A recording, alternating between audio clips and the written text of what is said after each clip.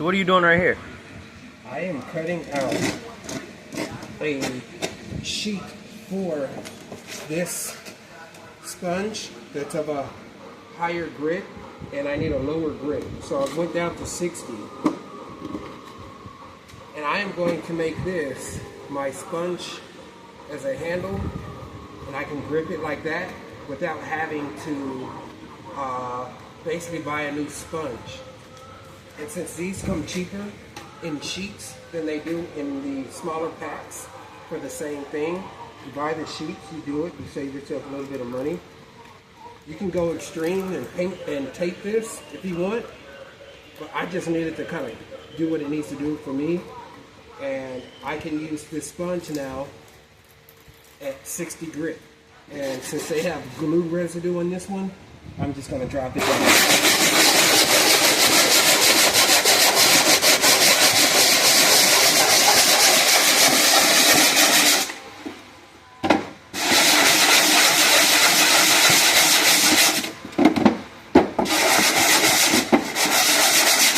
Sanding doesn't take a whole lot of crazy effort.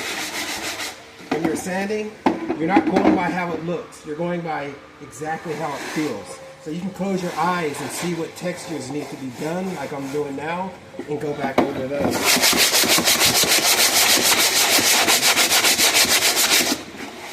There we go. They'll probably re-glue this, but for aesthetic purposes and for rigor of our workmanship, we are doing it like this. You can get rid of your dust. Do a nice little feel over. Bam. You can rotate your sponge and keep pushing. As you can see, I did a lot of work, but there's still a significant amount of grit left. And I can finish about probably 3 of these with this one strip. Then when I'm done, I can pull it off and smooth it out with this 150 grit and give it a nice smooth texture prep for painting.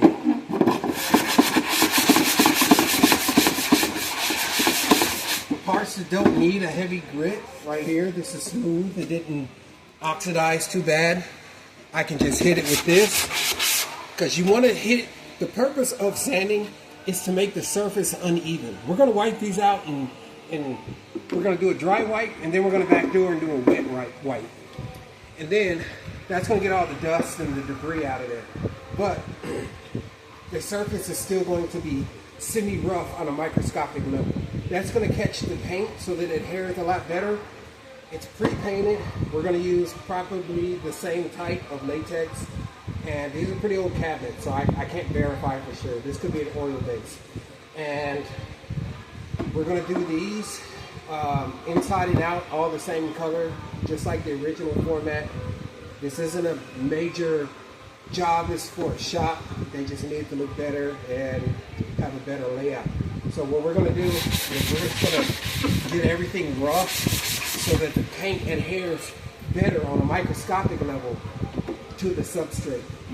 Now what happens if you don't sand? If you don't stain? If you don't sand. Sand? Okay. If you don't sand, like, let me give you an example. What would happen to the paint then? Okay, so you're looking at this right here. There's been a lot of moisture in here. This is in the garage. As you can see outside, the client is working in his garage and keeps the garage open like we're doing. All that moisture on a rainy day, like today, it rained a few times earlier. And the constant variation in the temperature and weather conditions also from season to season, all of those factors create this situation right here over the years. Now, if we did not sand this section here, for one, it has been painted. So the surface is a finished surface. Now I know it looks rough, but I'm explaining that this final paint here is smooth, which means that the adherence of the new paint to this will not be at its highest potential grade. And there's a lot of microparticles like mold, mildew, whatever, that's still embedded in here. A lot of chemical spills, whatever. So we need to get all that stuff off that surface, get this paint here prepped for it, and they will bond a lot easier.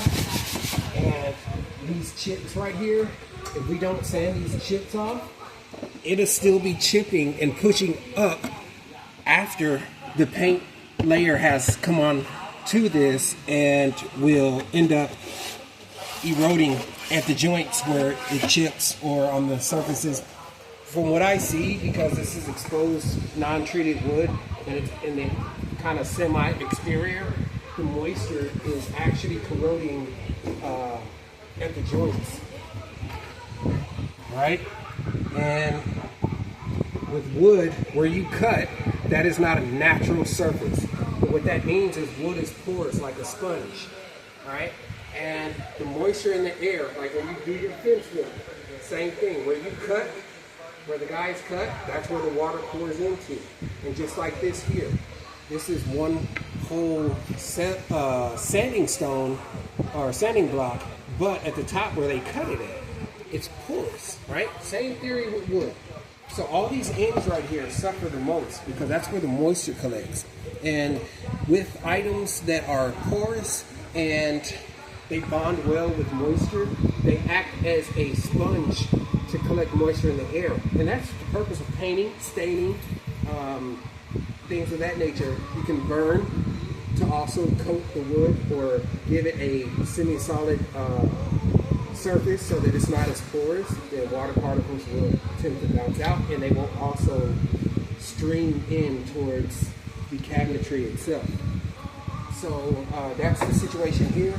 And as you can see, that's at the joint, again, is where that water collects. So it buckles up and that paint tends to suffer for it. So we got to get that right. We got to get that rough grit on there. And I did jump from cabinet to cabinet, but I'm trying to explain to the DIYers out there. And if you guys got questions, subscribe to the channel. You can follow us.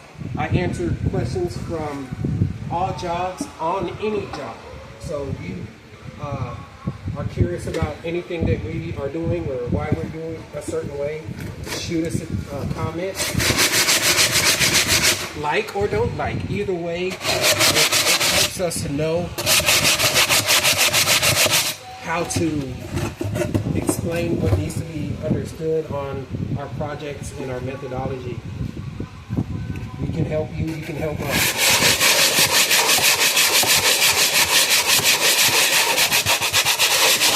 I would suggest also, when you're sanding, sand in a rotational pattern. And the reason why, and I'm going to show you. I'm going to sand in a back and forth pattern.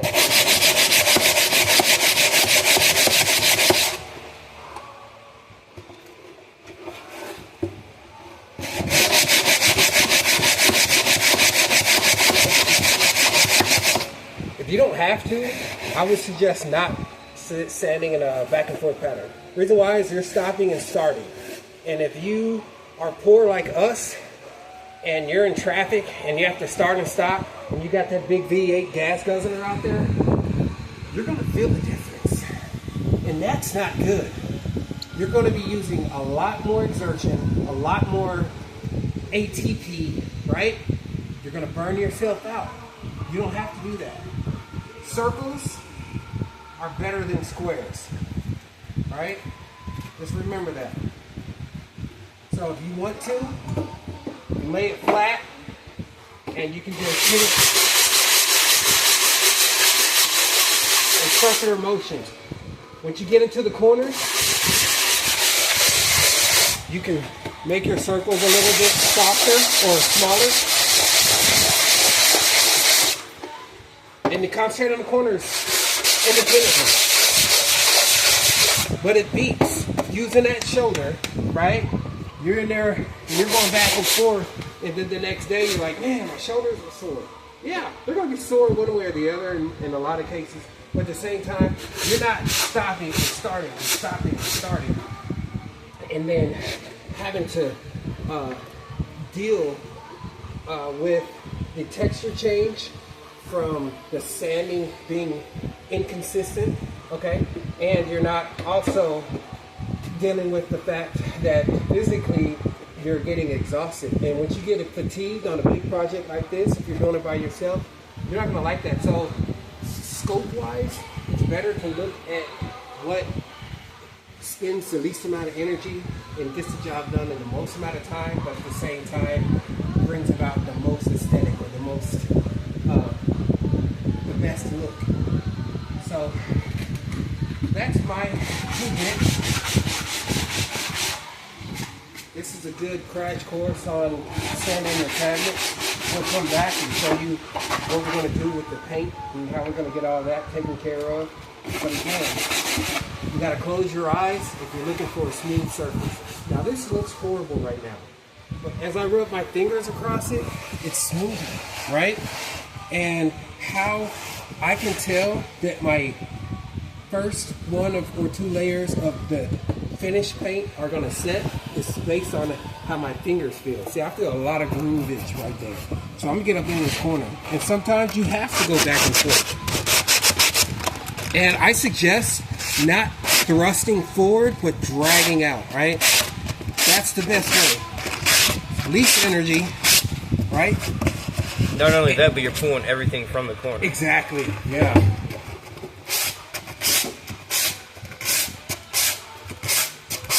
And it's very smooth. So that felt great. That looks a lot better too, you can tell. Yeah. And you can tell when it starts to blend, that's when you know your sanding is good. And if it's blendable to the eye, you can guarantee it's blendable to the touch. Alright? So that's that.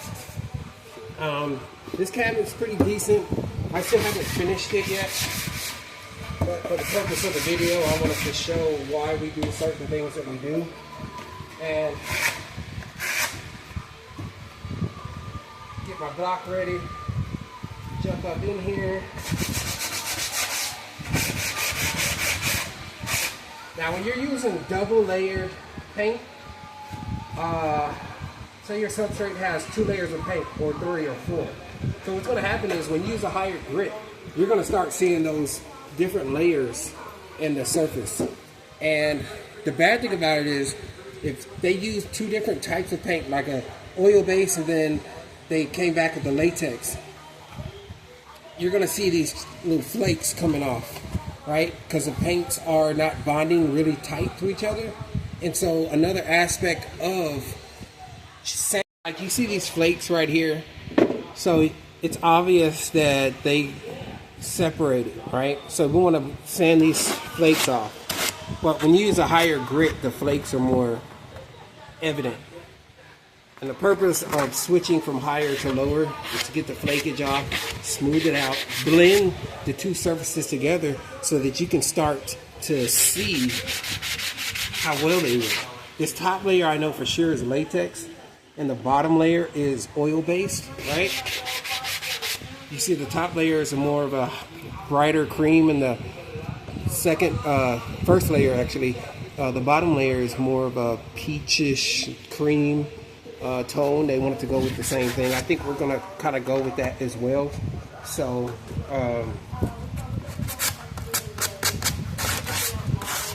can see that flakage come off. You don't have to go crazy and get them all the way naked, because if you're relatively in the same direction, you want to get those paint striations out from the brush, from collection, from the last job. Right here you can see the striations from the last brush. So this was probably a DIY job.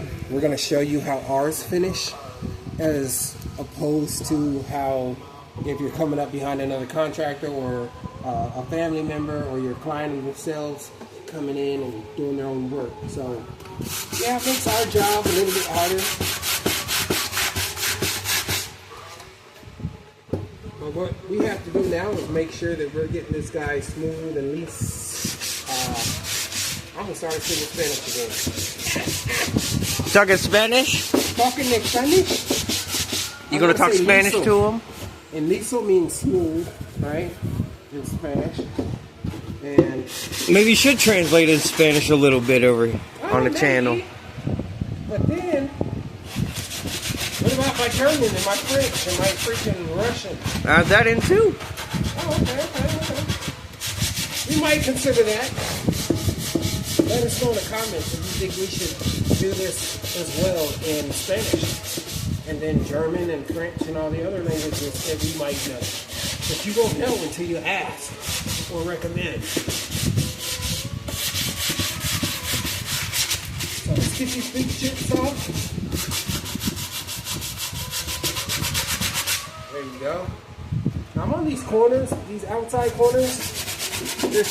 I can't really rotate on them because another point is that the wood itself, if I rotate at it, it's going to gouge into my sandpaper. And as you can see, that friction right there just ebbs it all away.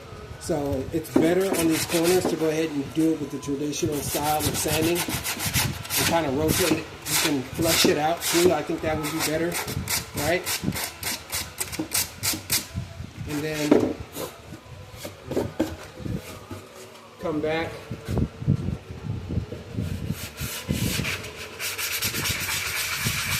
You can rub those in.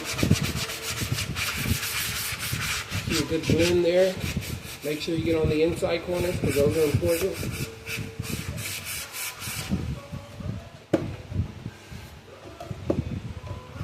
Ay, ay, ay. It ran away from him. Yeah. Ooh, shoot.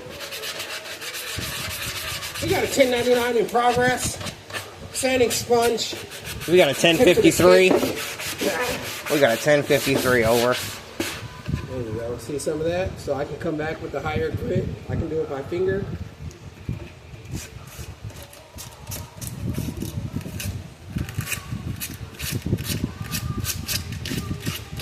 There you go. Bam.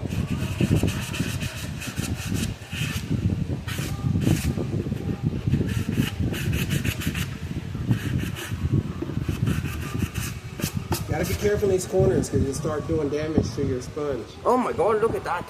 So be gentle with it when you start getting up into these conflict areas. This guy, he's ready to go in some parts. Let's look at that one.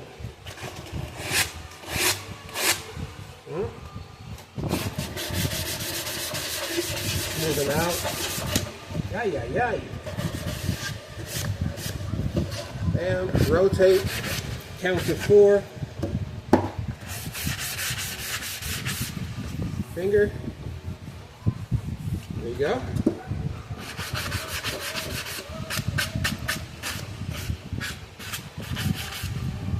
Oh yeah, we're good to go. Yes, sir. All right, we're clean. Man, let me get some of this residue off.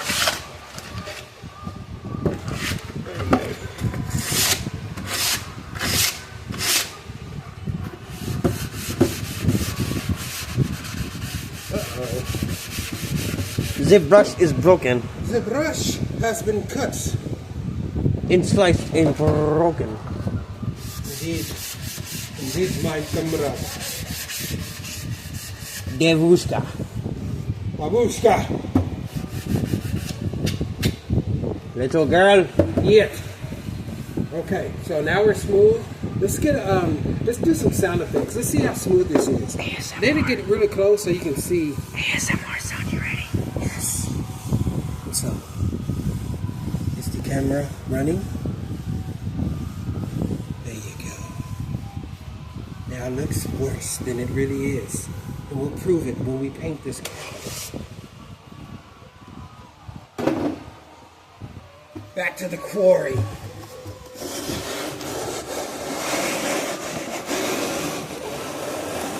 And now you can hear the roughage of the difference.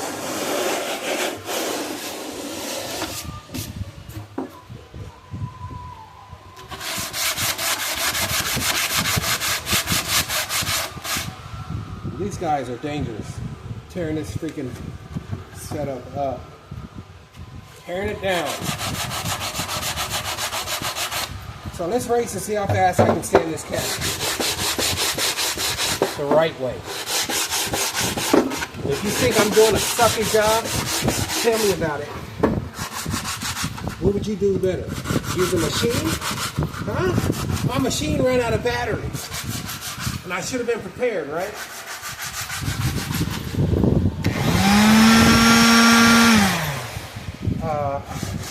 That's not mine, that's yours. Where's your machine? This one? No.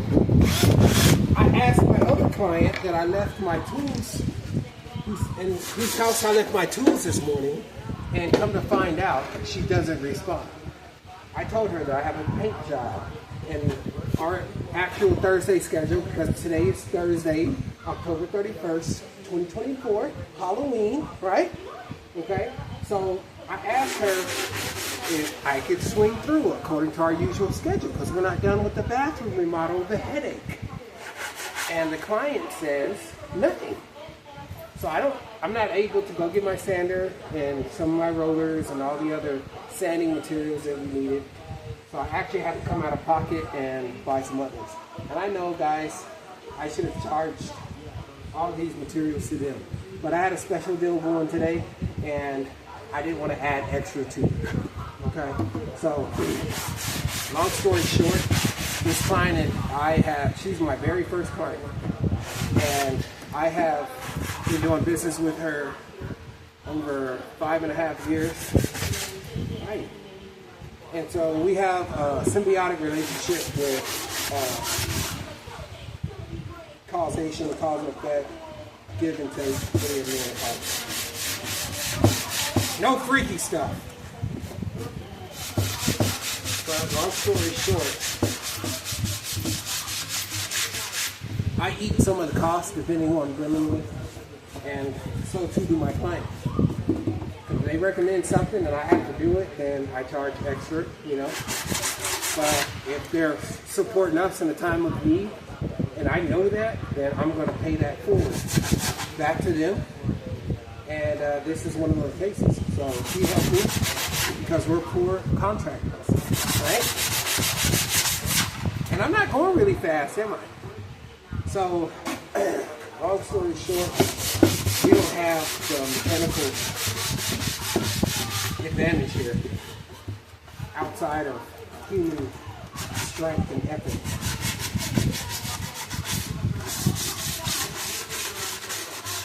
This guy is almost done, my man.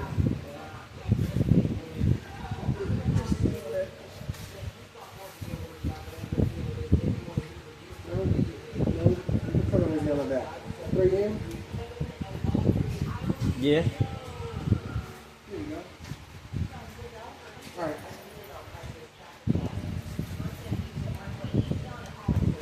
Whew. Alright, let's get it going.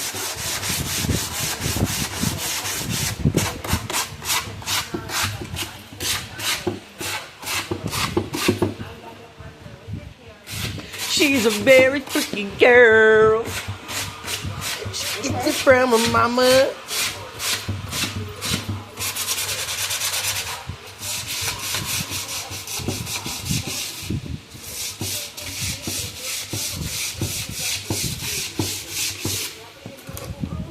It looks good. It looks good.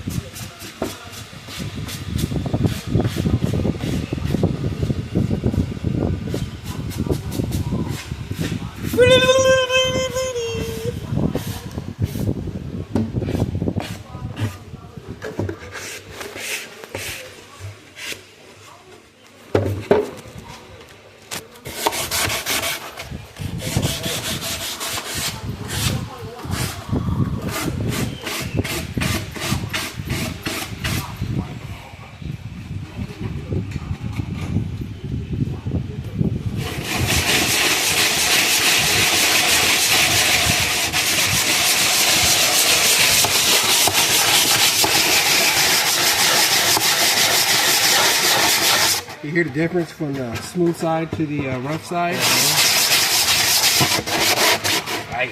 You can hear the smooth and then the rough. Okay.